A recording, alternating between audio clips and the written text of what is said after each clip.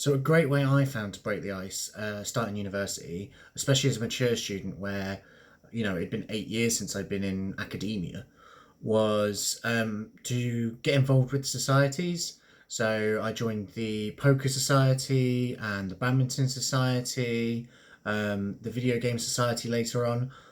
All of these were really just a really great way of meeting people with similar interests to me, um, and they allowed me to kind of meet a different group of people to my course mates.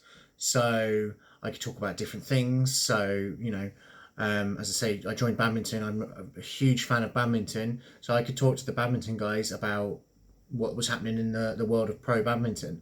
Whereas my course mates might not have had that as an interest. So yeah, join societies is a really good way of meeting people with similar interests to you. They also organise obviously like nights out. That's drinking, non-drinking. So there's a whole host of different events that you can get involved with because of societies.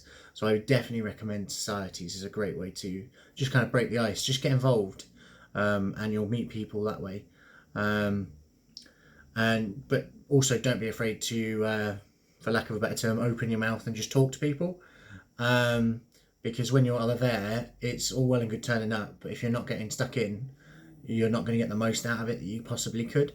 So yeah, go along, join a society of something that interests you, and then just start talking to people, and before you'll know it, you'll make loads of friends.